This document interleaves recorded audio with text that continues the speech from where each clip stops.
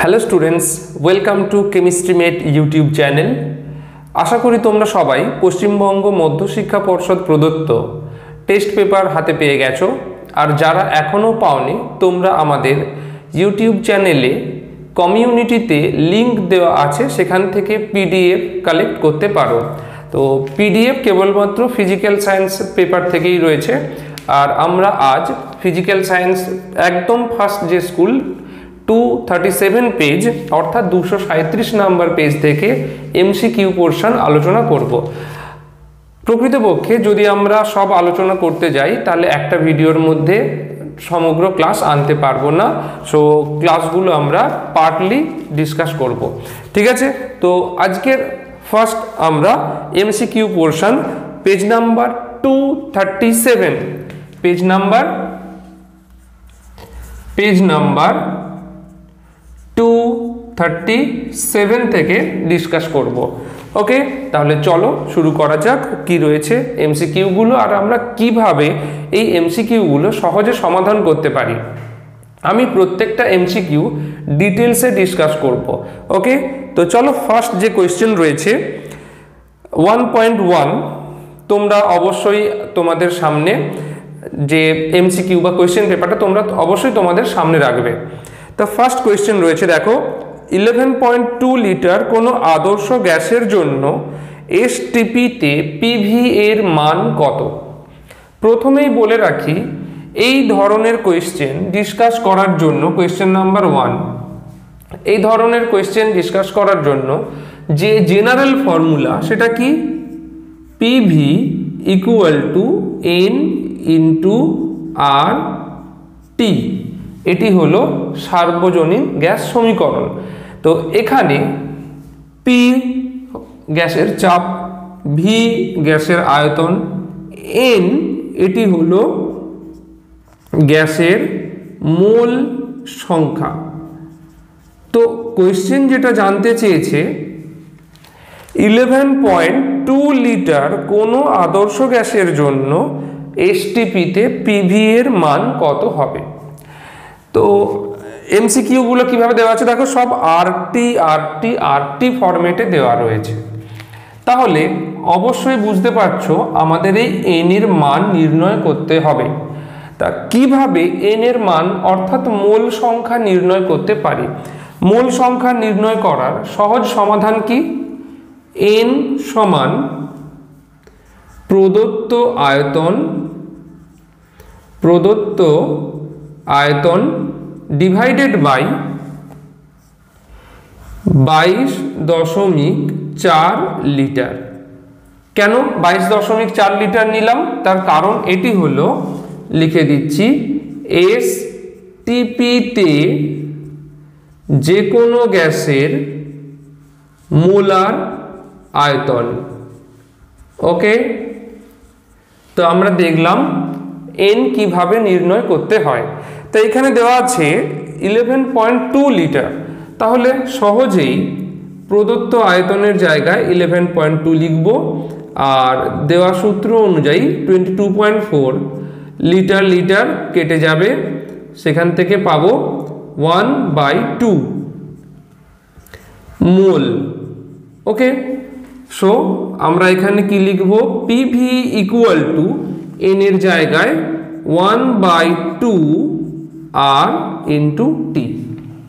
ওকে, তো question number 1 solution কি হবে? এখানে আমরা যে অপশনগুলো পাচ্ছি সেখানে 1/2 নেই, তো এটাকে আমরা দশমিকে রূপান্তর করব কিভাবে? 0.5, আমি দেখিয়ে দিচ্ছি পয়েন্ট দিয়ে 10.5 অর্থাৎ 0.5 আর টি। পিভি এর মান হবে 0.5 আর টি। অপশন সি হবে কারেক্ট। তাহলে অপশন কোন অপশন হবে? Option C. ক্লিয়ার? এবার আসি নেক্সট কোয়েশ্চেন, কোয়েশ্চেন নাম্বার 1.2। প্রদত্ত কোনটি চার্লসের সূত্রের ভিটি লেখচিত্র? খেয়াল রাখতে হবে এখানে ভি এবং টি, এই টি হলো পরম উষ্ণতা, এটা আমাদের অবশ্যই খেয়াল রাখতে হবে পরম উষ্ণতা নাকি সেলসিয়াস উষ্ণতা। তো ক্যাপিটাল টি দেখে আমরা সহজেই বুঝতে পারলাম এটি হলো পরম উষ্ণতা। তো পরম উষ্ণতায় আয়তনের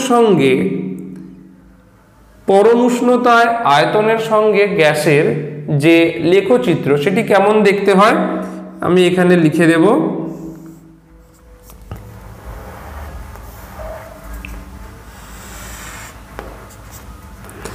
এইদিকে আচ্ছা, তাহলে এই দিকে নিলাম উষ্ণতা, এই দিকে নিলাম আয়তন, ঠিক আছে। আমরা জানি ভি সমানুপাতিক টি বা ভি সমান কে ইন্টু টি।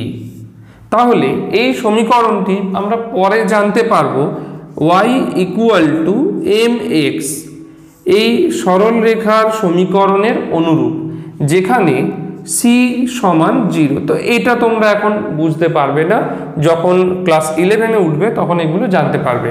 তা যাই হোক, এই সমীকরণের অনুরূপ দেখো V equal to K into T, সরলরেখার সমীকরণ কি বললাম y equal to M X, তাহলে একই সমীকরণ। তো এই সমীকরণ থাকলে সরল যে লেখচিত্র পাওয়া যায় সেটি হলো মূল বিন্দুগামী সরলরেখা। ওকে, তাহলে কোয়েশ্চেন নাম্বার 2 কি হবে, ভিটি হবে অপশন এ দেওয়া রয়েছে এখানে, অপশন এ হবে কারেক্ট আনসার। ওকে, এবার আসি কোয়েশ্চেন নাম্বার 3। এটা ইনফরমেটিভ কোয়েশ্চেন, এটা আমাদের মনে রাখতে হবে। গ্রিন হাউস গ্যাস হিসেবে পৃথিবীর উষ্ণতা বৃদ্ধির জন্য সবথেকে বেশি দায়ী সেটি হলো কার্বন ডাই অক্সাইড, এটা মনে রাখতে হবে। তাহলে কোয়েশ্চেন নাম্বার 3 আনসার হবে CO2 অর্থাৎ সি। তবে এখানে মনে রাখতে হবে যদি বলা হয় জৈব গ্রিনহাউস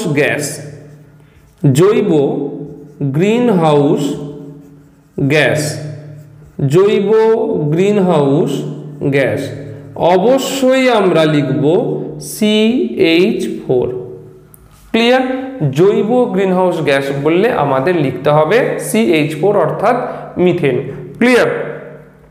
নেক্সট কোয়েশ্চেন 1.4, প্রদত্ত ধাতুগুলির কোনটির প্রসারণ শনাক্ত ন্যূনতম হওয়া বিভিন্ন কাজে ব্যবহৃত হয়ে থাকে। অর্থাৎ এখানে জানতে চেয়েছে যে অপশনগুলো রয়েছে এদের মধ্যে কার প্রসারণ গুণাঙ্ক সব থেকে কম। প্রসারণ গুণাঙ্ক আমরা জানি ইনভারের সব থেকে কম, অপশন ডি 4 হবে, option D. Next question number 5, প্রদত্ত কোনটির তরঙ্গ দৈর্ঘ্য সব থেকে বেশি। এই কোয়েশ্চেন তোমাদের এসে থাকে একটি তরঙ্গ দৈর্ঘ্য অথবা কম্পাঙ্ক কিভাবে মনে রাখবে। দেখো এটা আমরা এইভাবে মনে রাখতে পারি,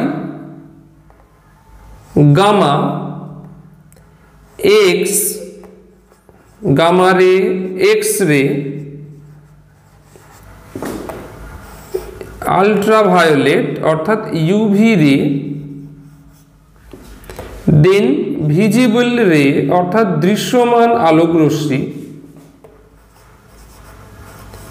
নেক্সট IR অর্থাৎ ইনফ্রারেড বা অবলোহিত রশ্মি, নেক্সট মাইক্রোওয়েভ তরঙ্গ, নেক্সট আমরা জানি রেডিও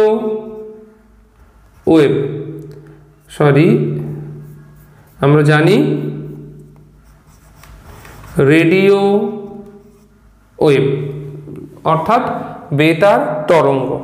তাহলে কি কি জানলাম, এক্স রে, ইউভি রে, ভিজিবল রে, IR, মাইক্রোওয়েভ এবং বেতার তরঙ্গ। আমি বাংলাগুলোও লিখে দিচ্ছি তোমাদের বুঝতে সুবিধা হবে।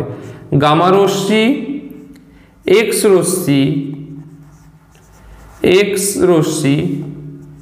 অতি বেগুনি রশ্মি, দৃশ্যমান আলোক রশ্মি, অবলোহিত রশ্মি, অবলোহিত রশ্মি আর মাইক্রোওয়েভ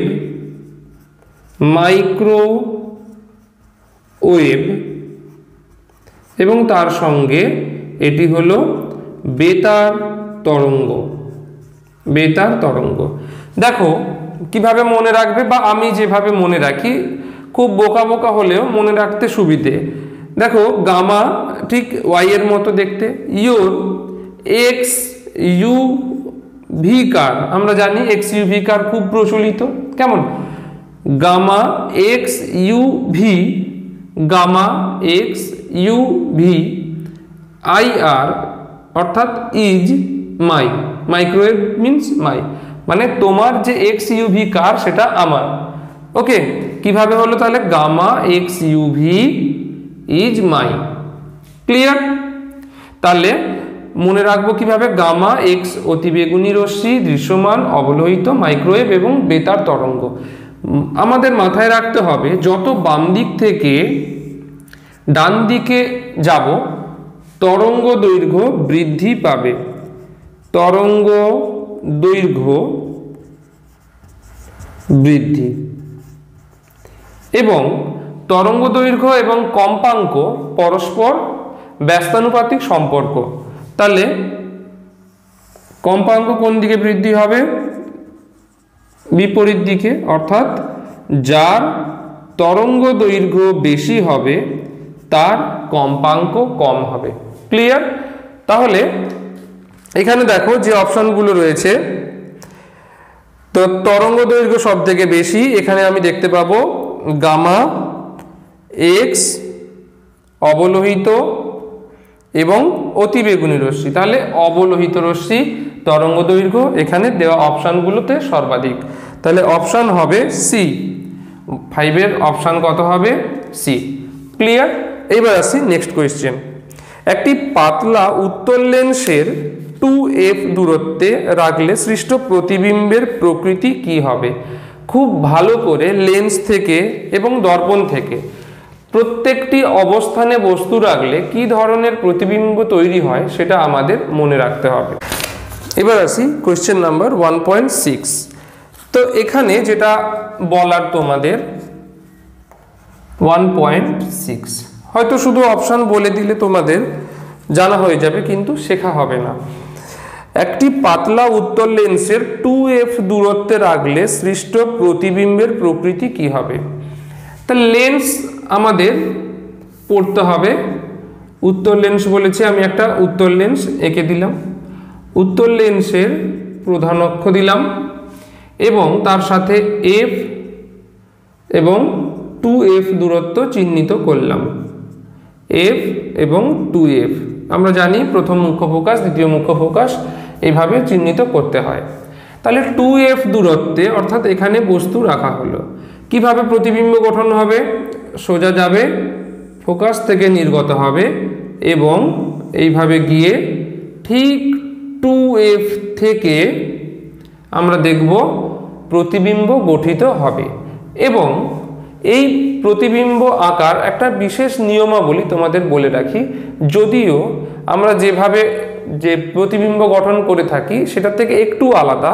অর্থাৎ তোমরা যখন আঁকবে আমরা একটু উল্টো দিক থেকে আঁকবো। কেমন? ধরো যেমন লেন্স আঁকলে তোমরা কম্পাস দিয়ে, অবশ্যই কম্পাস দিয়ে লেন্স আঁকবে। তো তারপর f f 2f 2f এইভাবে চিহ্নিত করবে। নেক্সট কি করবে? 2f এ যতটা বস্তু দূরত্ব বা 2f এ যতটা বস্তু দৈর্ঘ্য হবে বা উচ্চতা হবে, ঠিক বিপরীত দিকে 2f এও সমান উচ্চতার প্রতিবিম্ব আগে এঁকে নেবে। ক্লিয়ার? প্রথমে 2f দূরত্বে যখন বস্তু আঁকবে ঠিক একইভাবে বিপরীত দিকে 2f দূরত্বে প্রতিবিম্ব এঁকে নিতে হবে।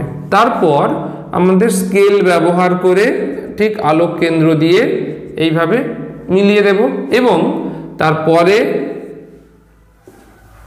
সমান্তরাল সরল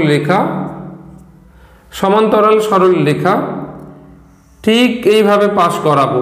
দেখো আমি হাত দিয়ে টানছি বলে ফোকাস দিয়ে গেল, কিন্তু তোমাদের মনে রাখতে হবে যখন সমান্তরাল সরলরেখা পাশ করাবে অনেক সময়ই দেখবে ফোকাস দিয়ে যদি আলোক রশ্মি পাশ করিয়ে থাকো তাহলে সেটা এখানে এসে মিলবে না।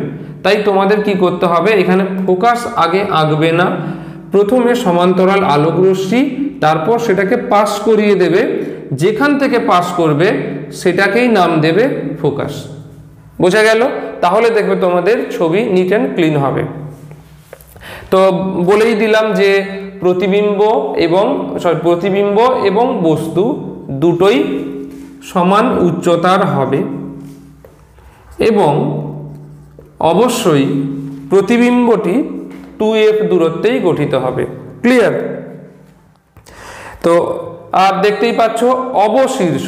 তো তোমাদের মধ্যে অনেকের কনফিউশন থাকে সমশীর্ষ আর অবশীর্ষ কি। সমশীর্ষ মানে দেখো এই যে একই দিকে মাথা, তাহলে হবে সমশীর্ষ, আর অবশীর্ষ মানে উল্টো দিকে। যেমন এখানে বস্তুর মাথা কোন দিকে, এইভাবে আছে, এইভাবে, কিন্তু প্রতিবিম্বের মাথা ঠিক উল্টো দিকে। যদি বস্তুর মাথা প্রতিবিম্বের মাথা একই দিকে হতো তাহলে আমরা বলতাম সমশীর্ষ। যখনই বস্তু এবং প্রতিবিম্বের মাথা উল্টে গেল সেটাকে আমরা বলবো অবশীর্ষ। ঠিক আছে? আমরা আমাদের আয়নায় যে প্রতিবিম্ব দেখি সেটা সমশীর্ষ। তাহলে এখানে একই আকৃতির প্রতিবিম্ব হবে এবং প্রতিবিম্ব সৎ হবে, অবশীর্ষ হবে। অবস্থান কোথায় হবে?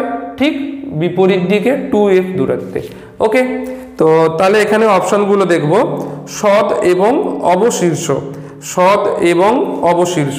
তাহলে অপশন পাবো 1.6, অপশন পাবো এতে। ঠিক আছে? তো তারপর 1.7, কোনো পরিবাহীর মধ্য দিয়ে 2 মিনিটে 120 কুলম্ব আধান প্রবাহিত হলে তড়িৎ প্রবাহ মাত্রা কত হবে?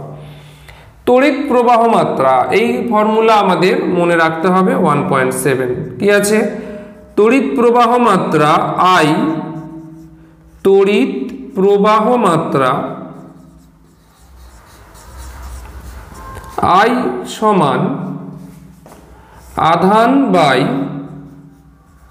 আধান Q ডিভাইডেড বাই সময় T, বা আমরা বলতে পারি I সমান Q বাই T। ওকে, এখানে প্রশ্ন তড়িৎ প্রবাহ মাত্রা, অর্থাৎ আমাদের Q দেওয়া আছে 120 কুলম্ব, সময় দেওয়া আছে 2 মিনিট, অর্থাৎ T × 60 সেকেন্ড। অবশ্যই এ ধরনের যখন কোনো গাণিতিক প্রশ্ন থাকবে তোমাদের সময়কে সেকেন্ডে প্রকাশ করে নিতে হবে। ওকে, তাহলে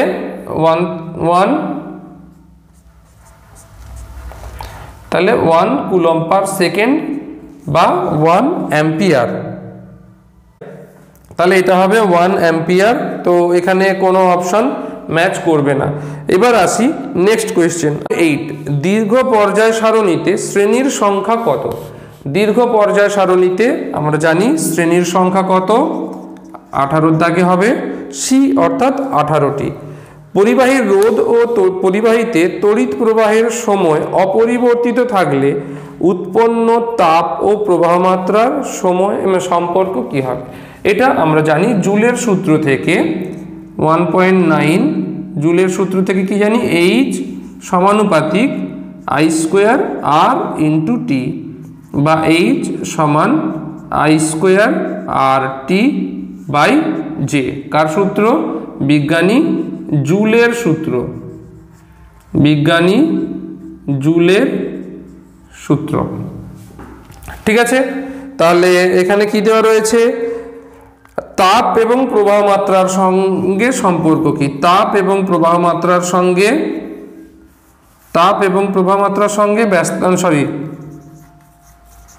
তাপ সমানুপাতিক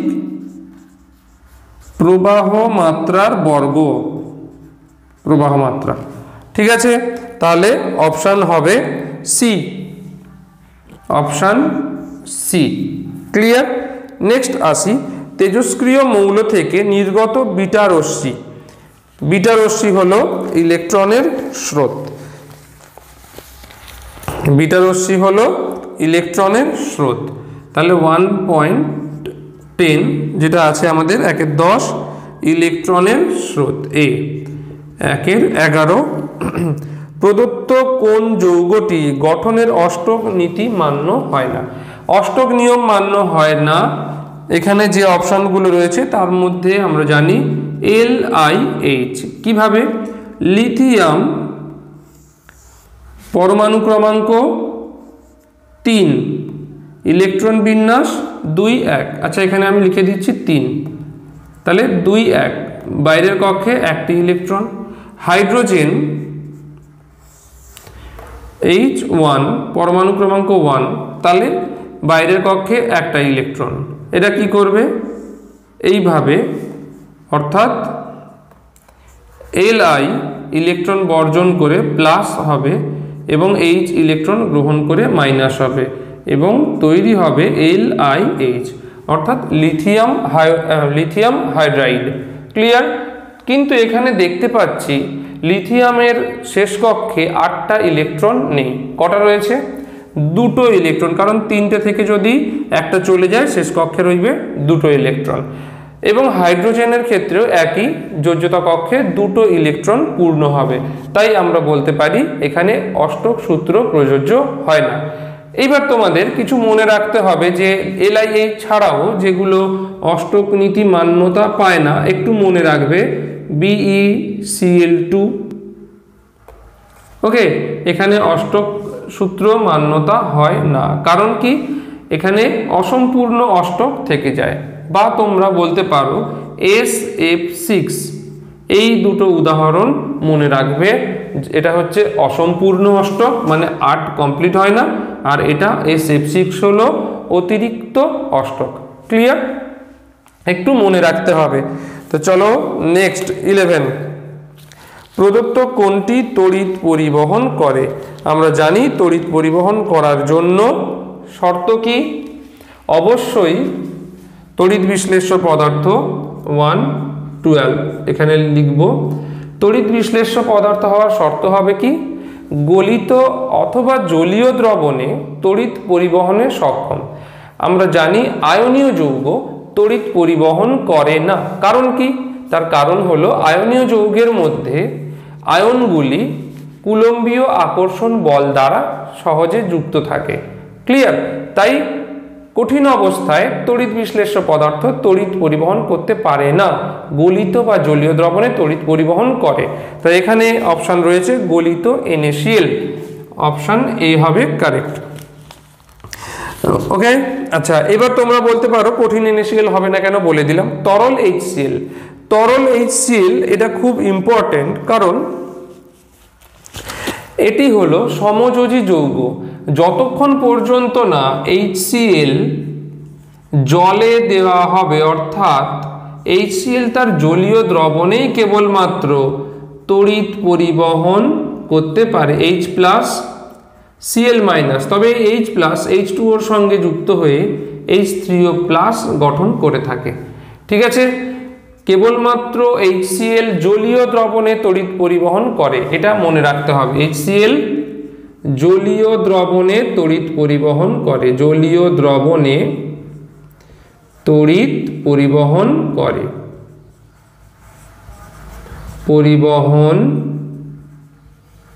করে, কিন্তু এখানে রয়েছে গলিত তরল HCl। তরল HCl সমযোজী যৌগ, তড়িৎ পরিবহন করতে পারে না। নেক্সট, কপার সালফেটের জলীয় দ্রবণে অতিরিক্ত পরিমাণে অ্যামোনিয়া যোগ করলে, মনে রাখতেই হবে, খুব ইম্পর্ট্যান্ট একটা কোয়েশ্চেন, ইনফরমেটিভ কোয়েশ্চেন অজৈব রসায়ন থেকে। কি হবে? এখানে গাঢ় নীল বর্ণের একটি জটিল যৌগ তৈরি হবে। গাঢ় নীল বর্ণের জটিল যৌগ তৈরি হবে, জটিল যৌগ। ঠিক আছে? নীল বর্ণের জটিল যৌগ তৈরি হবে। এবার জটিল যৌগ কি সেটা তোমরা ক্লাস 12-এ গিয়ে শিখবে।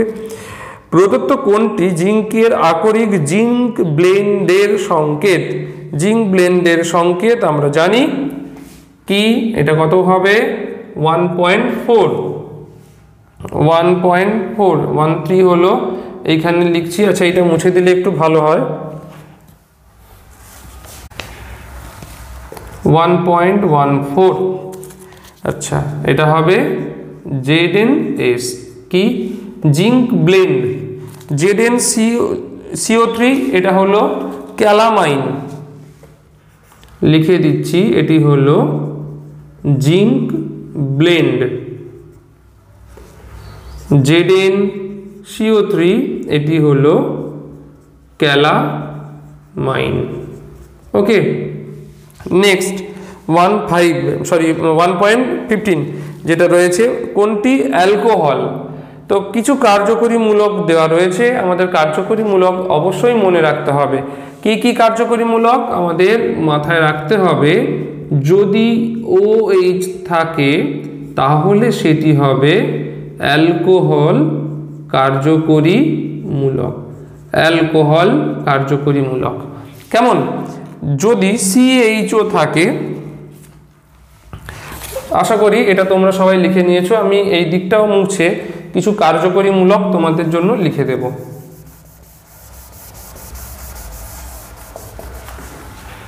দেখো কি কি মনে রাখতে হবে। CHO এটি হলো অ্যালডিহাইড, অ্যালডিহাইড। COOH এটি হলো কার্বক্সিলিক অ্যাসিড এবং O যেখানে থাকবে সেটি হলো মনে রাখতে হবে ইথার কার্যকরী মূলক। ক্লিয়ার? CHO, COOH, O এই কার্যকরী মূলকগুলো ভীষণ গুরুত্বপূর্ণ। আর একটি রইল, এটি হলো কিটোন। ঠিক আছে, তাহলে আমরা 1 থেকে 15 পর্যন্ত MCQ ডিসকাস করে নিলাম।